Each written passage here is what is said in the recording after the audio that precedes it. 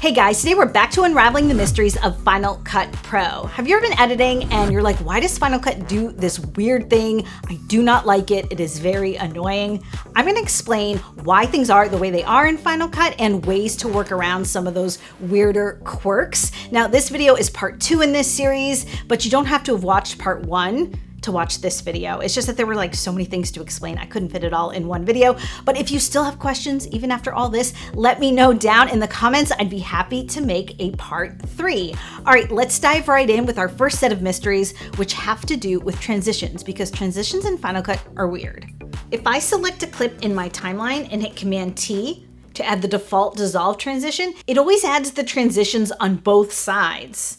I'm gonna undo that. Another way to add a transition would be to select your clip in your timeline and just double click a transition in your transitions browser. And once again, it drops it to both ends of your clip. So why does Final Cut Pro do this? Because I know a lot of people do not like this. I do have a theory, which is that when Final Cut Pro was relaunched as Final Cut 10 back in 2011, the style of editing back then was a lot of cross dissolves. I mean like cross dissolves between every cut on your timeline. So I think that style sort of informed the way that the developers of Final Cut built the app. So it would just like add lots of transitions into your timelines. Obviously that style has come and gone and people are using fewer transitions, but this like double application of transitions on either end of your clip is kind of left over from that. But you can override this. You don't have to keep applying 2 transitions to your clips and then deleting one out.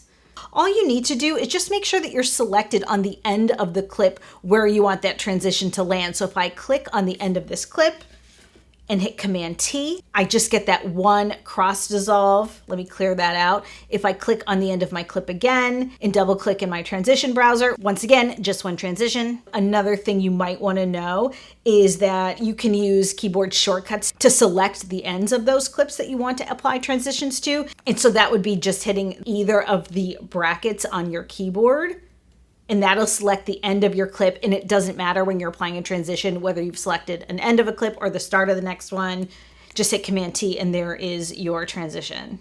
All right, let's cover another weird thing about transitions, which is why do you sometimes get this error message?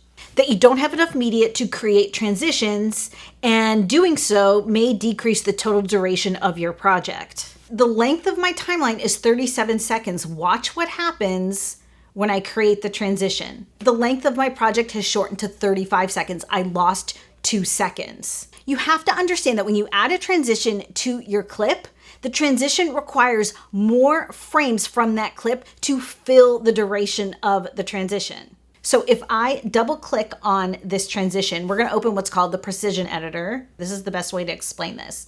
So in my initial project, before I added the transition, this outgoing clip, this is the first clip here, is my outgoing clip, went to this point in my timeline where my playhead is right now. And you can see this diagonal line cutting through my transition, and that the transition itself is centered over that diagonal line. But you'll see that Final Cut needed to borrow these frames here to the right of my playhead to complete the transition, which was no problem, because if you look, this grayed out part of my clip is the extra unused media that I wasn't using in my timeline, but did exist on this original raw clip.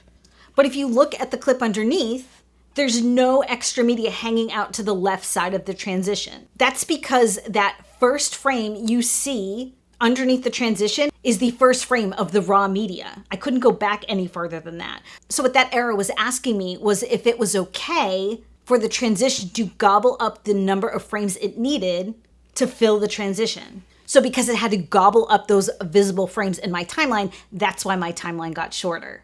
Now I'm going to hit Escape to close the precision editor and delete out this transition.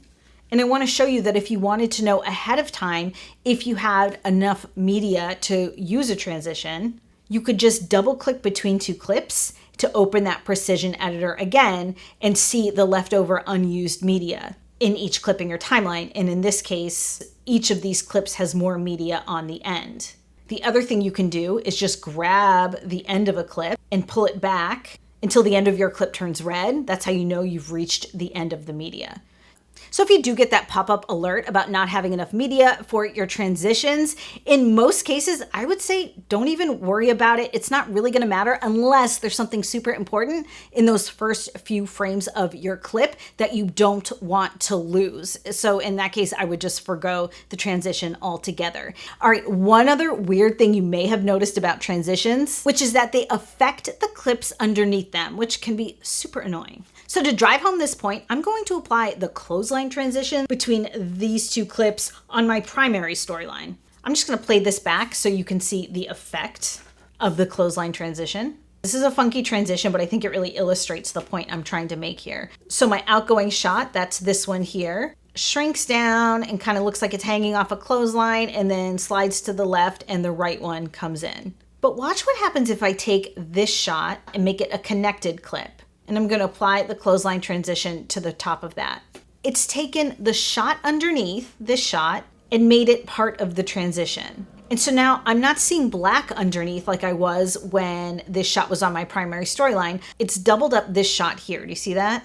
And I'm gonna guess most of you probably wouldn't really like this look. What you would rather see is that this bottom clip here is full screen and then this new shot comes in over it. Why is it doubling up on that initial clip? Let's open this in Motion and I can show you how transitions are built, which will give you a little bit of clarity. And by the way, if you're not aware, pretty much every title template, generator, effect, or transition that comes with Final Cut Pro or that you're using from a third party was built in Apple Motion. Apple Motion is Final Cut Pro's companion motion graphics app. And I highly recommend you take a hard look at it if you are a Final Cut editor. It's only $50 one-time fee in the App Store. It is a great deal and it can significantly enhance the look of your Final Cut projects if you know how to use it. So this is what a transition template looks like in Apple Motion. And so let me just run my playhead through this timeline. The green box represents your outgoing clip, so your first clip, and the red box represents your incoming clip. And you can see the designer of this transition always intended for the transition to include your outgoing clip and your incoming clip. You can't disable either of these clips. And by the way, if you're curious about what you're seeing here with Apple Motion, you may want to check out my full course Motion Launchpad available at jennjager.com. It is a great introduction into Apple Motion so that my tutorials here on YouTube and everybody else's Apple Motion tutorials here on YouTube will make a lot more sense to you. All right, back to the tutorial. So what Final Cut Pro is doing in this situation is that it's interpreting this green box, the outgoing clip, as this clip on the primary storyline. So even though our connected clip is the one with the transition, it needs to fill that outgoing green box with some sort of content. So this is the one it's defaulting to.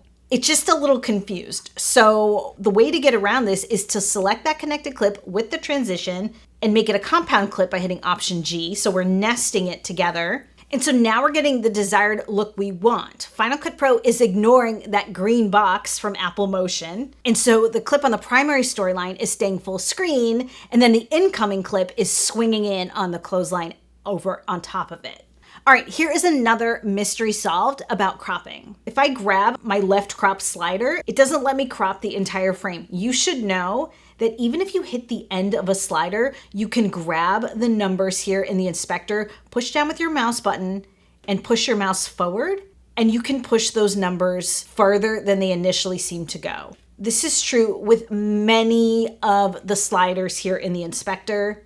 In some cases, you will hit a limit. For instance, on this opacity, I can't go more than 100. But for many of these, you can push the numbers further than you initially think.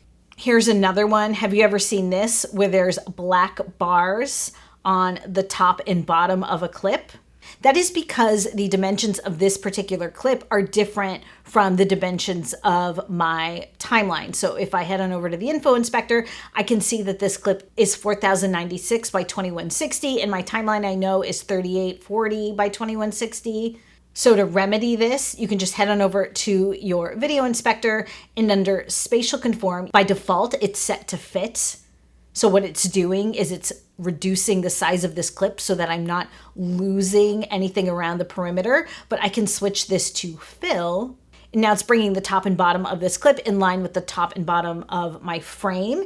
And if I zoom out here and enable my transform tools, you'll see that I'm cropping off the left and right side of the frame. And if I hit this button here, I actually get like a quick preview of what I'm missing in the frame, which is a nice option to have. Okay, now I'm just gonna drop a bunch of random titles onto my timeline to trigger the last weird thing that Final Cut does, which is this alert. Video frames were dropped during playback. This is the #1 question I get from users who enroll in my full Final Cut Pro course, Final Cut Rockstar, which is they get this alert and they start to panic. Basically, what this alert means is that you have a lot going on in your project and your machine is a little bit stressed. And so because of that, it'll skip frames while you're playing back your video. Now, I can guarantee you that you would not notice those missing frames with your own eyes, and you wouldn't even know about it if Final Cut Pro didn't feel the need to give you this alert. But like I said, all this means is that your machine is a little bit stressed. When you go to export your video,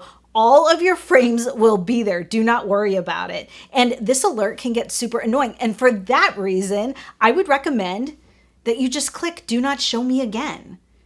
And so you'll stop getting this alert and you'll be able to continue to work uninterrupted. And when you export, all of your frames will be in your finished video. Now, for some reason you needed to know if you were missing frames in your timeline playback, you can restore this alert. All you have to do is go up to the Final Cut Pro menu, settings, navigate over to playback, and then check these boxes back on if for some reason that was super important to you.